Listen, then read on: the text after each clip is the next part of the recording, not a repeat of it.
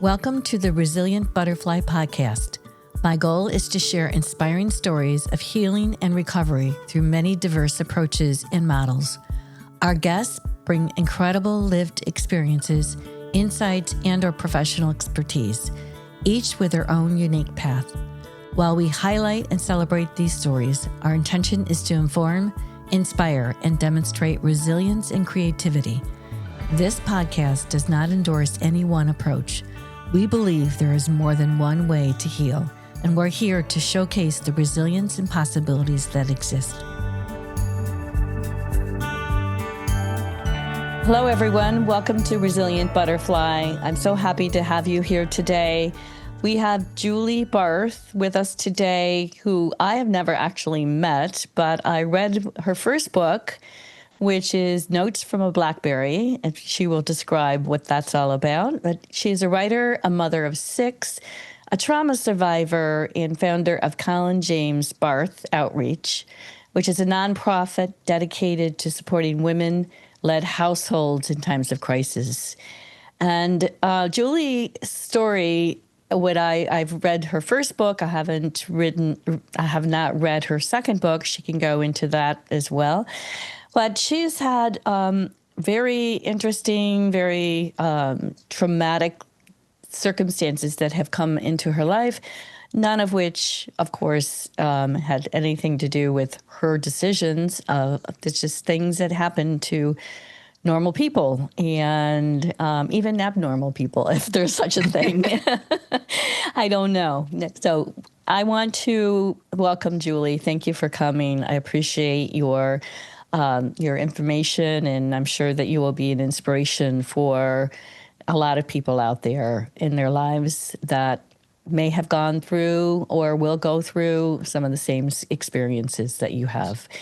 So in diving into Notes from a Blackberry, what inspired you to write this?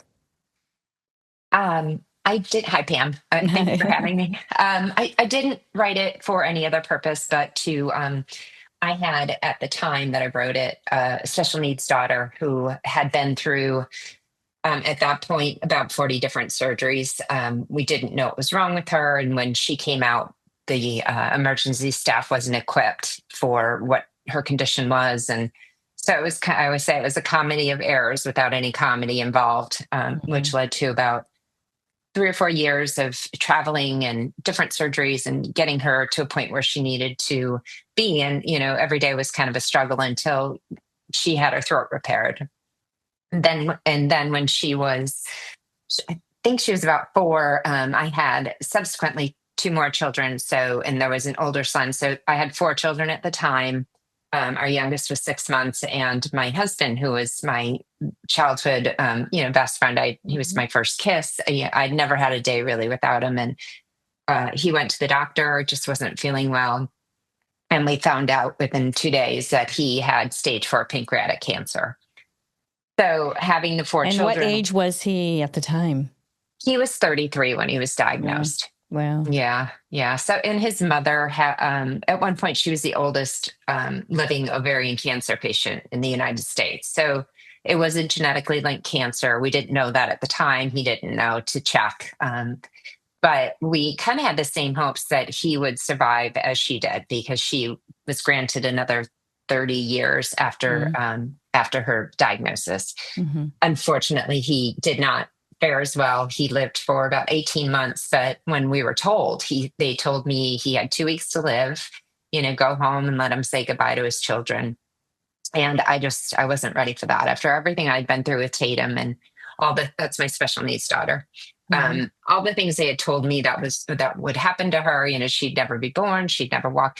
A lot, I would say 60% of everything people told me did not come true. So I kind of, I heard his diagnosis and I reserved, my opinion on it. And we got him into a trial. So while he was in the trial, we would have Tuesdays downtown, and we called it chemo day.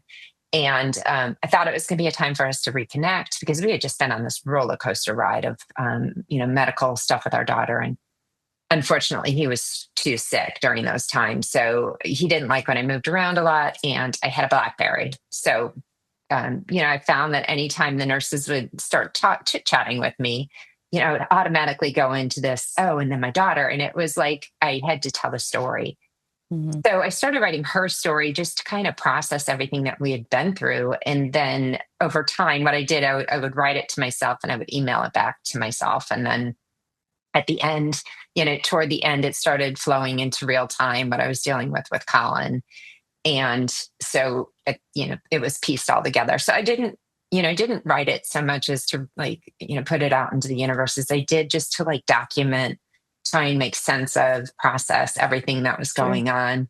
Um, and in the end, later stages, probably because I had four little children who would never really get to know their father. So I was committed to, making sure how hard he fought to stay with them and trying to remember, not just the pain that he went through, but the good times and the Mhm. small moments.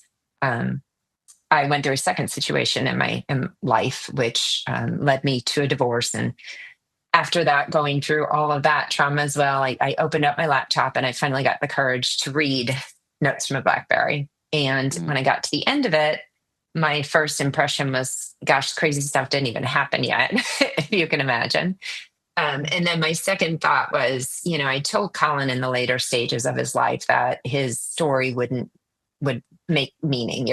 I would do something, Mhm. and Mhm. so I read it and I just felt as if it might be helpful to somebody else, in the same position, knowing that they're not alone, that we all kind of think the same internal thoughts, that we keep a lot to ourselves and we isolate. And so it was kind of the beginning of a talking, having that conversation about being a caregiver, a young caregiver, Mm. any caregiver really, and all the things that you do and that Mhm. you can't reach out for. So I hope that it helps initiate the conversation for other people as well.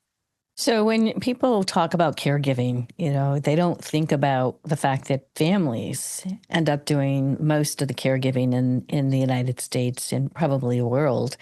And unless you have, lots and lots of money and find a way to privately pay for it.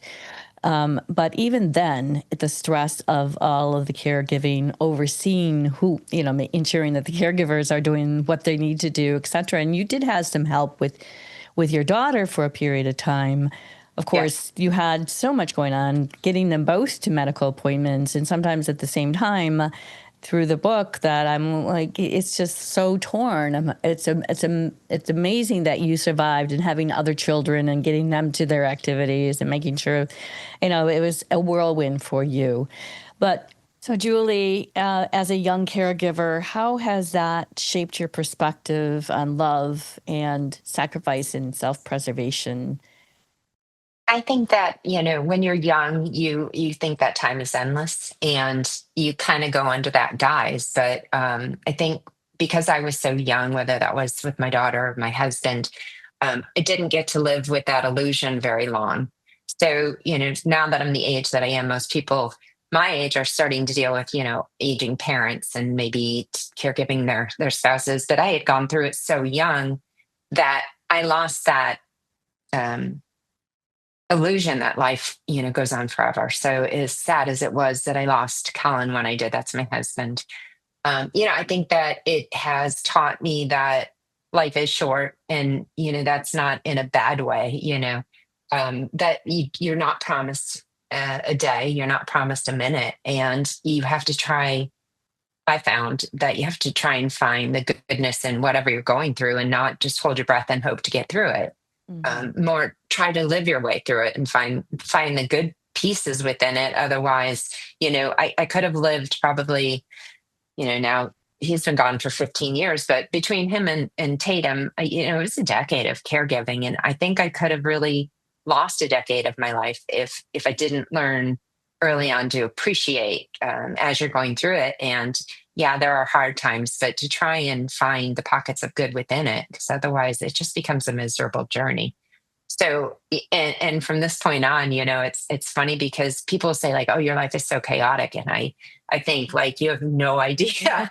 Like life is so easy now. It's a So it nice is. chaos, right? I would It imagine. is. It is. Yeah. Yeah. I would say, Yes. when people say like the glass is half empty, half full, I always say it really depends on what you started with. If you started with a full glass, then it's, half Hmm. means you lost it. If you start with an empty glass, half means you're half full. So, I don't know whether that makes you positive or negative. I think it's just your perspective of where you came from versus where you want to get to. So, Exactly. Yeah. Some people wait, not wait necessarily, but they don't have anything until later in life to really yeah. look at in that regard. You were very young. What helped you during some of the darkest moments that you went through? And I know there's more to your story too. You saying with your second husband, Yeah. some and why don't you talk about that a little bit, as well as what has helped you through the darkest moments? I think that what's helped me really has, I consider myself a mother above all. And, where other people, they'll always say, like, oh, you need to take time for yourself. And, my children are really the thing that has always pulled me through. They've always, entertained me and made me feel lighter about life. And I've never really seen them as, not to say that their stages haven't been, some of them that you get in, you can't wait to get out of them. The Mhm. other ones you enjoy, you're out of so quickly. But it's truly been my children who have picked me up and really taught me about, what life is all about. My second situation, I was married to a very abusive man for about a decade. It was a lot of terrible emotional abuse, some physical, and definitely, he was very hard on my children as well. And being stuck in which I wasn't in the middle, I shouldn't have been there to begin with. But I Mhm. was always trying to like, calm things down, keep people Sure. apart, and so that becomes very draining as well. So when I just learned to try and control things I could and let go of the other things and stop wasting energy on things that don't matter, my whole life just completely cleared up. Because I think you can waste a whole lot of energy worrying about things you shouldn't worry about or excusing behaviors that you don't need Mhm. to. What you said a decade, and for some of the listeners, they're still in the situation that they would like to be able to get out of. And I know what that looks like myself.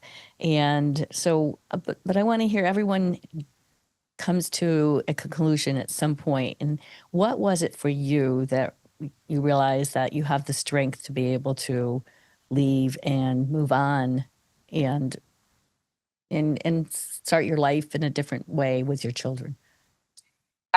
Yeah, I'd love to say that I just had enough one day and I walked. The situation I was in, we had separated and gotten back together, as most people do. I think it takes the average person about 7 times to actually leave.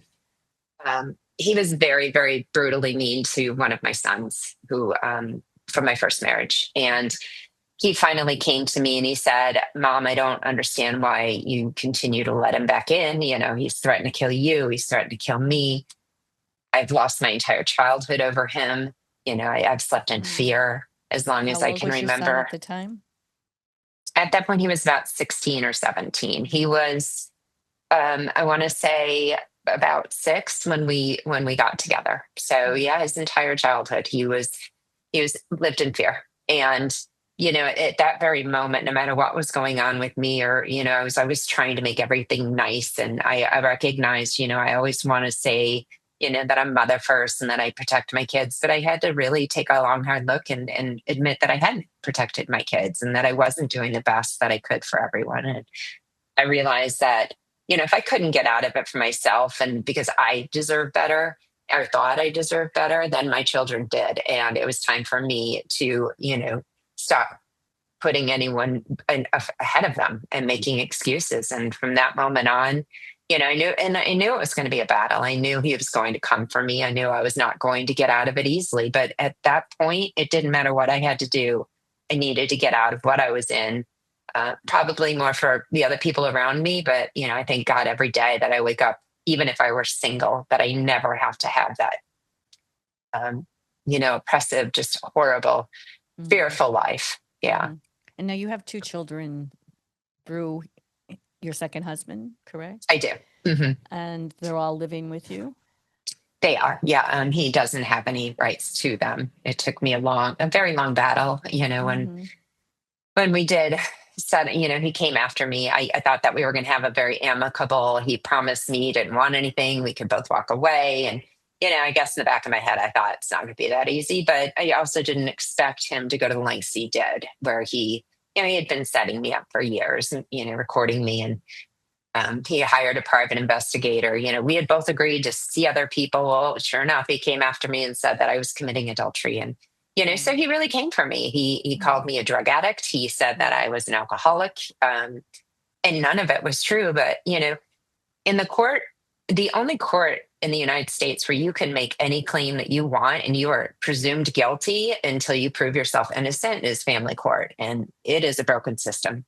Right. So all the allegations he made, I had to fight against them instead. It was like the spotlight was on me. And I had been raising all six children on my own from the very start and trying very hard to keep them out of the situation.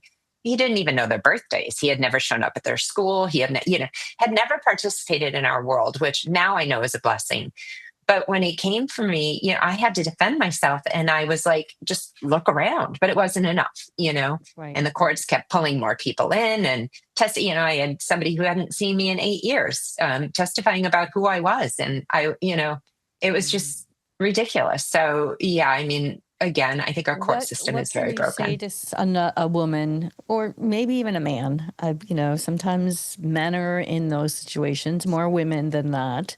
But Yeah. how to get out of a relationship that is destroying not only you, but your family, your children, and know that it is going to get worse before it gets better. It will. Because Yeah. I have never seen a situation that doesn't get worse. But what can you say to provide some inspiration for women that, or and as I said, for men as well, that you can live a different life later? You know, my very worst day today is 100 times better than my very best day for an entire decade. And these situations do not get better. There's no magic tests. There's no like, oh, yeah, I can't tell you how many self-help books I read. I can't tell you how many counseling and therapy and couples therapy. And, I just tried so hard for so long. And if you are in that position that you just have to continue to try to make something work, then it is not working. I think a lot of people stay stuck because, as a woman, and I will say this because my experience is a woman. You want to keep your family together. You want to be the good person. You want to be the caregiver. You want to be the nurturer. And these sort of personalities make you feel as if you are to blame for everything, and you take that blame because you want to be the good person in all of it. I think at a certain point, no matter what is going on, if you are unhappy, it does not matter whose fault it is. It does not matter if you were the bad guy. It matters that you deserve to live a happy life. And if the relationship that you're in is not making you happy and you have tried, really given it your best try, when you say that it's going to get better before it gets worse, it does. Yeah. 100%. Did I lose people? Yeah. You mean You've it got to gets lose worse before friends. it gets better? The Uh, opposite. It gets worse the before it gets opposite. better. Yes, yes. Oh, well, yeah. But for whatever short period that was that it was worse, I would say it was a couple months. And it's any wound that you have to rip off. There's a healing period. But if you keep ripping up, a band-aid and you don't give it time to heal, that's what a relationship like this is. It's just a bleeding wound that never gets healed. So, Right. yeah, you do have to wait a while. You might lose some friends and family. But, I always say if you lose people in your life, then they weren't there to begin with. Because if they won't give you the space to talk, if they don't, if they side with somebody else, they were never siding with you to begin with. So sometimes I think that all the things that you feel you're going to lose, that you might lose, there's a good possibility you will lose.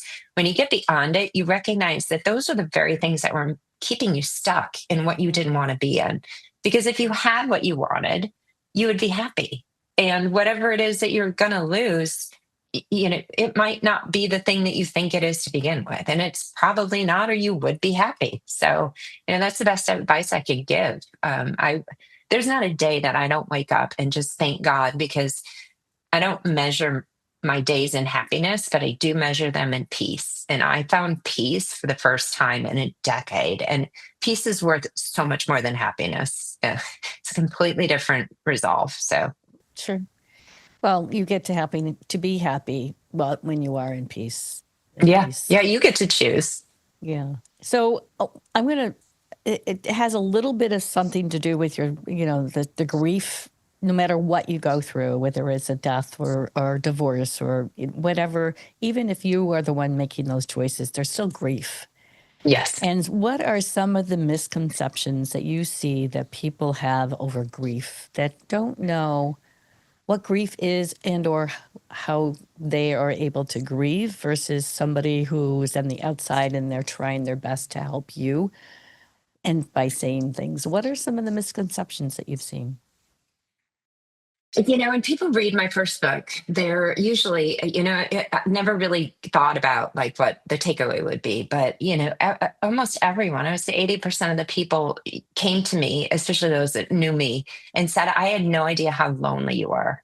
And if someone had come to me while I was grieving and said, are you lonely? I probably would have said no, because I pushed everybody away. When you start talking about how you're feeling and it's uncomfortable, people step back. They don't know how to take it. They don't want to say the wrong thing. They don't know what to say. So they start avoiding you.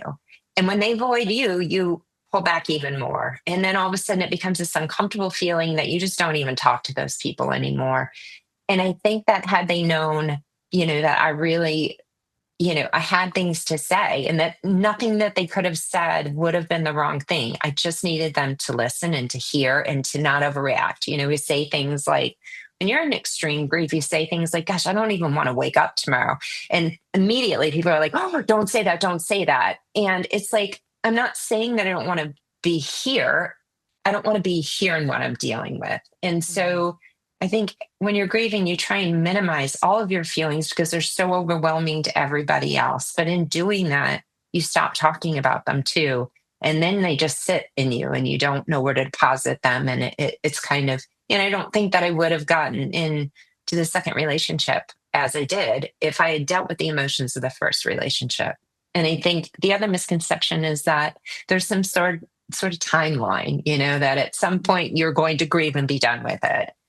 Grief is something that follows you. Does it become easier? Yes. Do your emotions start to numb and dull? Yes. But there will always be that part of you that will find sadness in it and will, catapult back to it as quickly, but the rebound is a lot quicker.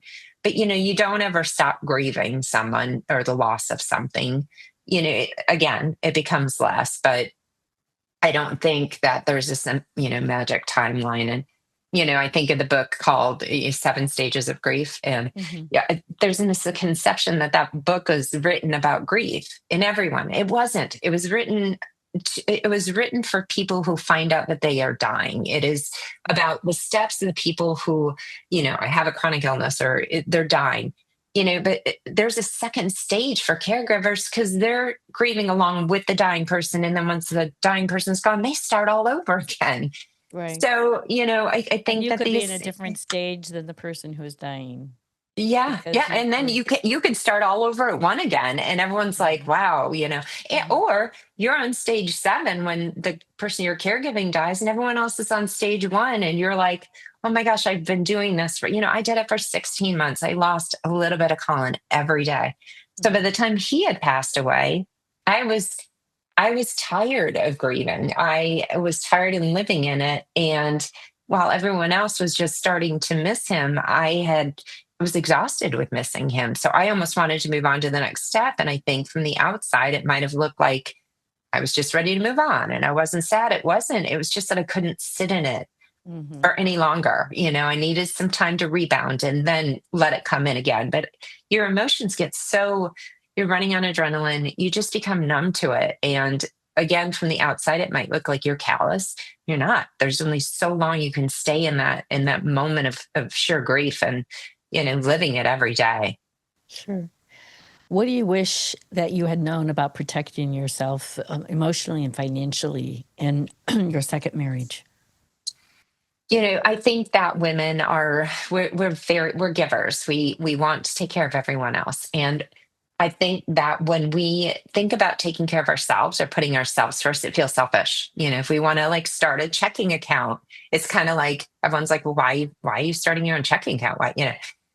We don't pay ourselves or value ourselves or protect ourselves the way that we should because we feel as if we are in a partnership with somebody else. And that's great.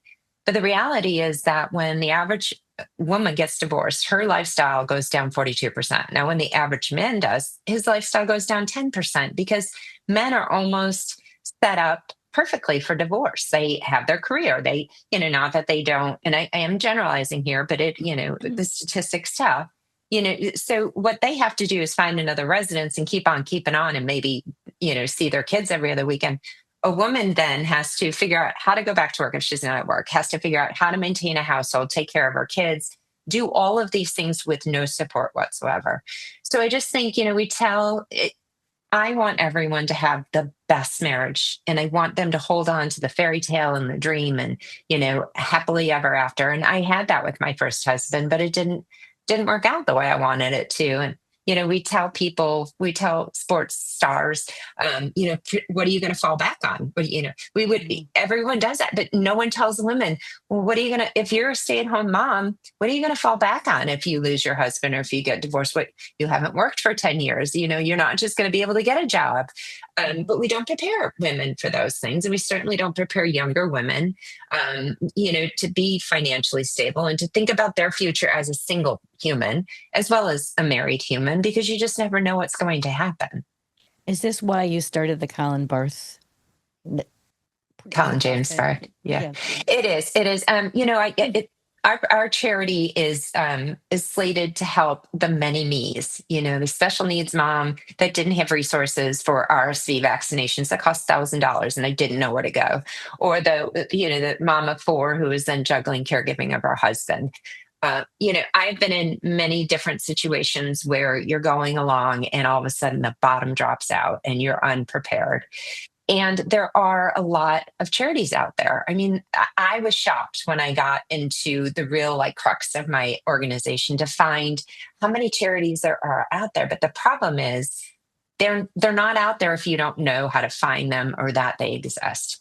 So our charity really was the mission of our charity is we're compiling databases of things that people are eligible for so that, when you hit crisis, the last thing you want to be doing is Googling, what am I eligible for? And going here and you don't have time for it. So when you come to our organization, we try and match you with the resources that are already available, whether that means, mortgage or childcare. We're trying to compile all those things. So all you have to do is fill out this eligibility form and we know you're eligible for it. And then there are certain things that we have not been able to find anyone to fund. And those things like legal defense, guardian ad litem help, those sort of things that tend to not fit into any category, we try and pick up on. But we're really kind of like a concierge service where we try and find you things that will help in every situation that you don't even know you need until you get there. And then you don't know how to go about it. Is it your hope that through your book that you've been able to write that your organization people will know more about your organization, and how can people find you? So if you go to my website, which is juliebarthauthor.com, I have my daughter, who's a special needs daughter. She's 24 now. She does artwork, and the proceeds from her artwork go to fund our charity. There's also a link on there for our charity. So it's kind of a round robin. So if you go to my website, juliebarthauthor.com, there's links out to everything else that we're involved in. There's also a way to get involved, a way to donate. And if you are in need, there's a way to reach out. And I'm the person that mans all of the websites. So if you need help, sometimes the best thing that I can do for anyone is just being an ear, because when you're in these situations, you don't want to go to your friends, you don't want to go to your family. They're so tired of hearing it, or you're embarrassed about it, so you're hiding it. A third person to just come in and say, I understand, I've been there, this is what, take these steps. Sometimes you don't even have to provide aid. Sometimes just telling them what they need to do is better than the aid itself. Sure. what does your life look like now with your 6 children? What are the ages of your 6 children? They're very scattered. 28 to 12. Oh, So nice. And yeah, Tatum, you said yeah, is Tatum is now 24. 24. And She what does is, life yeah. look like for her now? She's an artist. She's an artist. So book two that's going to come out is about the second half. And when I moved away from home, got remarried, Tatum came down with a rare form of soft tissue cancer. Oh my. So she did have some removal of her right side, and so physically she's limited. She lost her voice due to surgeries of her throat, but she is, she's a shining. It all started because of Tatum. I saw her doing her art one day, and I thought, oh, that's really, really good. And then in the back of my head, I thought, oh my gosh, if people even knew what she has been through, they would Mm, appreciate her art even more. And then when it went to that, I thought, well, the situation that I was in with my second marriage, I really am passionate. You started by introducing me, and you said something about, all the things that she's been through were through no decisions of her own. mhm. And that is, to me, that kind of is the caveat to all of this, is that yes, Colin Tatum, I couldn't do anything about pancreatic cancer, I couldn't do anything about genetic issues, but I could have not gotten married and made some of the or gotten out earlier, or so the second situation, yes, I did make poor decisions. I don't regret them because they led to who I am. But there are certain things that I hope that the charity helps with. And, a lot of it is not feeling badly or sticking with something because you don't want people to know that you've made poor decisions, or you don't want to accept that it might not have been the best decision. Because if you made it with goodness in your heart, then it's really easy to look back and say it was dumb, but you made it with everything that you had presented to you at that point. So Sure. I mean, we all have those decisions, of course. And as you said, those health issues we're not, you didn't do this to your husband or your daughter. And there was grief that was going on in your life. And there's certain things that I think that we can't explain that are internally in us that push us to do certain things and like marry someone that was not a good fit for us, I agree. or take our family across the country, or whatever it may be. And the blessings that come out of getting out of the situation, and the strength and the resilience that you have going through that. I don't think we should have to take own our responsibility in it, of course, but not to judge ourselves. And Correct. 100%. And I think, again, talking to the people that are still in these relationships, a lot of blaming yourself gets you nowhere. And, you are not to blame. It takes two people. No relationship happens in a bubble. So whether you were the best you or they were the best them, it makes no difference. You both deserve to be happy. I think a lot, I used to get a little upset when my friends would, say, well, you guys are just mismatched, because I thought, you have no idea how he treats me. But when it comes down to it, it doesn't matter, Mhm. and you can't blame yourself for and you can't do anything about the past. All you can do is make the best version of yourself and have the best life going forward. So whatever baggage you're dealing with, I had a lot of survivor's guilt going into the second relationship from not being able to save Colin. When someone's looking to you and they think you can save them, you start believing it as well. So I almost felt like I wasn't happy with myself. I felt guilty for the things I thought, about wishing I'm not here anymore, about not saving him, about not being there enough for him. And when my second husband came along and started treating me poorly, I thought, well, I deserve it. So yeah, I mean, I Mm, didn't know it at the time. I right. certainly didn't enter We don't into it, but you consciously do. do those things. No. We don't. But the good part of it is that when you get on the other side of all of these situations, you see why they necessarily had to happen, and you see why you had to go through what you went through. And it's almost like you have that aha moment, like, oh, that's why, I'm so blessed to have the 2 children I did. I never ever would want anything different. Was it hard? Yes.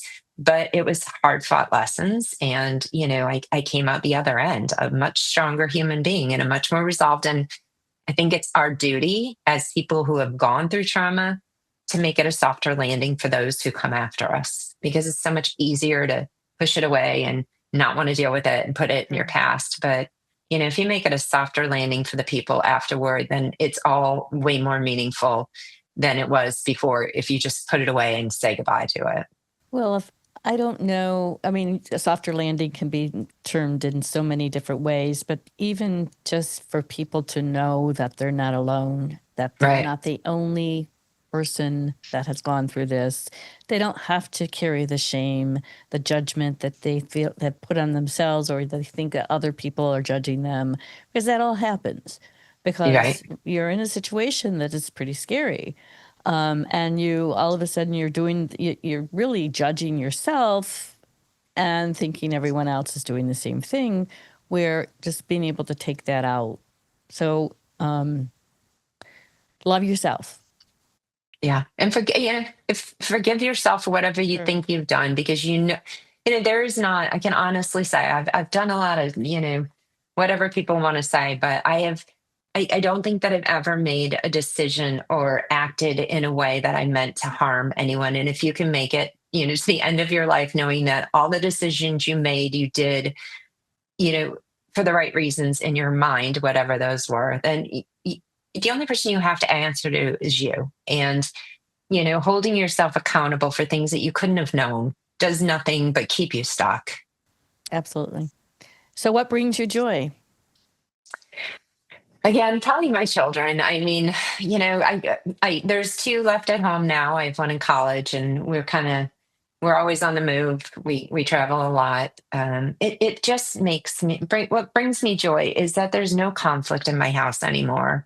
I am not worried about keeping people apart or saving, or minimizing the damage. I'm just living every day, waking up knowing that, like, it's a new day. I can do what I want. Nobody is telling me how to feel, and I'm not trying to clean up a mess. There's no more messes in my life that I feel like I'm responsible to clean up for. And it's just a really freeing feeling when you just live each day to have the best day you can, rather than to minimize the worst day you can have. And that's, the difference in what I'm living now versus what I was, couple of years ago. So before we leave, Julie, I'd love to have the listeners know again how they can reach you, and be able to look at the nonprofit, the Colin James Barth Outreach. Yeah. So and be able to connect on a level that they get some support and help. So go ahead. Yeah. If you go to my website, which is juliebarthauthor.com, Hope for Tate is on there, and CJB Outreach. Again, there's tabs on there. Also, you can follow me on social media. If you go to my website, all my social media handles are on there, because there's many different accounts. There's a lot going on. But hopefully, something that you see will strike you. There's podcasts that I've appeared on. My second book should be released this fall. My first book, you can order it there. It's also on audio, which I'm not a huge reader. So I was happy when I added that. So you can listen to it on the go, because, we're always on the go. So, and again, if you reach out, I'm the one manning all of them. Contact me through email, via social media, or, I think there might be a phone number somewhere in there, but there's many ways to contact me. Many ways. Well, thank you so much for appearing on Resilient Butterfly. I really enjoyed this conversation, and I wish you all the luck. Well, thank you for having me. I appreciate being here. Thank you for joining the conversation today. If you are seeking help for yourself or a loved one, please reach out to our Feinberg Consulting team at 248-538-5425. That's 248-538-5425, and check out our website at feinbergcare.com. I'm grateful for our guests and all who have joined us today. Make sure you follow us on Apple, Spotify, or anywhere you listen to podcasts.